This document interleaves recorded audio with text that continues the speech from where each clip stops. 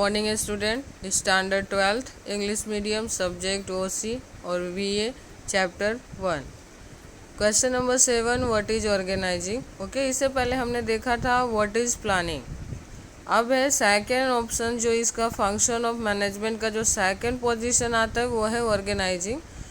Point number 1 देखते हैं। सबसे पहले ऑर्गेनाइजिंग क्या है वो समझने से पहले मैं आपको कुछ बता देती हूँ।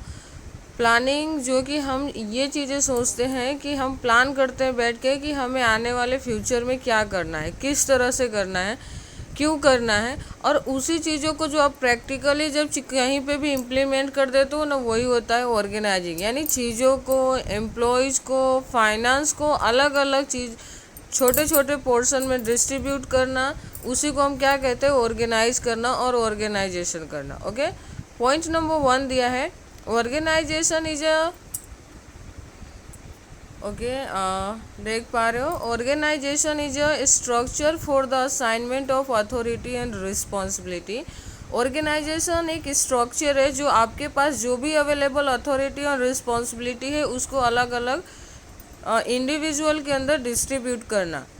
Okay, among individual working for the achievement of common objective. हम सबकी ऑब्जेक्टिव तो कॉमन होती है, पर सारे काम एक पर्सन तो नहीं कर सकता है। यस, सारी चीज़ों को सबको दे देना तो सही नहीं है। यानी हमारे पास जो भी अथॉरिटी एंड रिस्पॉन्सिबिलिटी है, जो भी वर्किंग कंडीशन है, जो भी काम है, उसको आप क्या करोगे कि अलग अलग लोगों को, अलग अलग इंडिविजुअल को, अलग अलग एक्सपर्ट को दोगे, ताकि आपका जो एक कॉमन ऑब्जेक्टिव बिजनेस के लिए सेट किया गया है उसको हम इजीली अचीव कर पाए।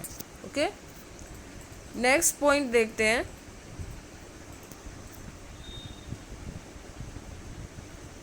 Okay, objective, policy, program etcetera are decided through planning. Okay, जब भी हम प्लानिंग करते हैं, यानी जो मैनेजमेंट का जो फर्स्ट फंक्शन था प्लानिंग करते समय ही हम ये डिसाइड कर लेते हैं कि हमारा ऑब्जेक्टिव क्या होगा, कौन से पॉलिसीज़ फॉलो करने वाले हैं, प्रोग्राम क्या रहेंगे, etcetera are decided through planning. ये सारी चीज़ें जो प्लानिंग के थ्रू ही हम डिसाइड कर लेते हैं। यानी जब आप कहीं पे भी बैठ के किसी के साथ किसी की हेल्प लेके जब प्लानिंग करते हो तो ये डिसीजन फिक्स हो जाता है कि ऑब्जेक्टिव क्या रहेगी बिजनेस की, बिजनेस कौन से रूल्स एंड रेगुलेशन फॉलो करेगा, एंड जो लास्ट वन था प्रोग्राम क्या रहेंगे। ये सारी चीज़ें हम ऑलरेडी पहले से प्लानिंग के थ्रू डिसाइड कर चुके होते हैं, लेकिन ऑर्गेनाइजिंग वहाँ पे नहीं शामिल होता है।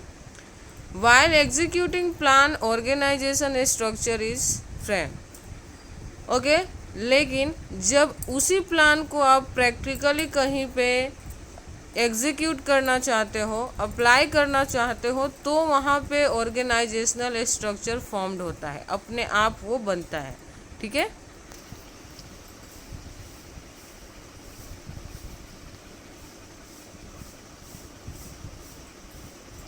ओके, नेक्स्ट पॉइंट है, the activities of a business are divided among section and various group of people for the accomplishment of objective.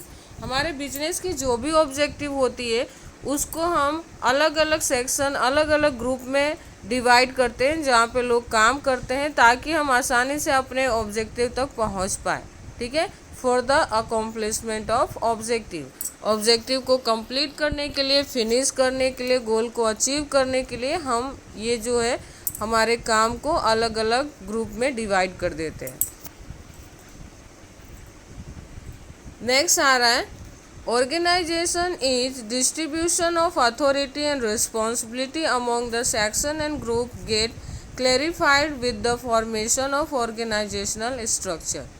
Okay, organisation is distribution of authority and responsibility. Organisation क्या है, तो organisation authority and responsibility को distribute करने वाला एक structure है जो कि अलग अलग सेक्शन और ग्रुप में चीज़ों को डिवाइड करता है, और ये भी क्लियर करता है कि किसका कितनी रिस्पॉन्सिबिलिटी होगा, कौन किसके लिए रिस्पॉन्सिबल होगा, एटसेट्रा। ठीक है,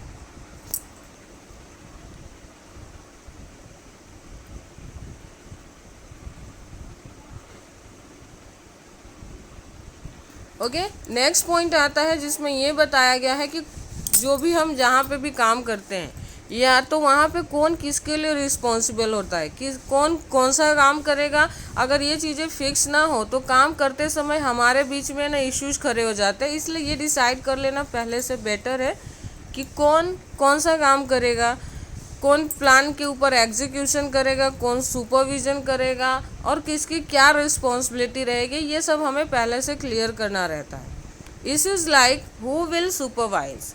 जब हम प्लानिंग को एग्जीक्यूट करेंगे तो सिंपल सी बात है, काम करते समय प्रॉब्लम आने वाली है, तो उस प्रॉब्लम को सुपरवाइज कौन करेगा और उस प्रॉब्लम का सॉल्यूशन कौन लाएगा। Who will have authority and responsibility of work.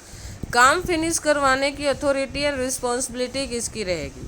Inter relationship among individual etcetera. भले हम सबका काम अलग हो, लेकिन हमारे बीच में इंटर रिलेशनशिप होना बहुत ज़्यादा ज़रूरी है। अगर हमारे बीच का जो सिचुएशन है वो हारमोनी जैसा ना हो तो समझ लो कि आपको प्रॉब्लम हो सकती है, या फिर आप वहाँ पे बहुत ही इजीली काम नहीं कर पाओगे, या फिर आपको काम पे जाने का ही मन नहीं होगा। तो इसलिए हमारे बीच में एक बहुत ही अच्छा एटमॉस्फेयर क्रिएट होना ज़रूरी है। नेक्स्ट है, planning is a brain of a business unit while organisation is its physical structure. Most important question है कि if planning is a brain of a business तो व्हाट इज ऑर्गेनाइजेशन। तो आपको याद रखना है, ऑर्गेनाइजेशन फिजिकल स्ट्रक्चर है हमारे बिजनेस के लिए। ये पूरी तरह से हमारे बॉडी के ऊपर, बॉडी स्ट्रक्चर जो ह्यूमन बीइंग की जो बॉडी स्ट्रक्चर होती है उसके ऊपर काम करता है।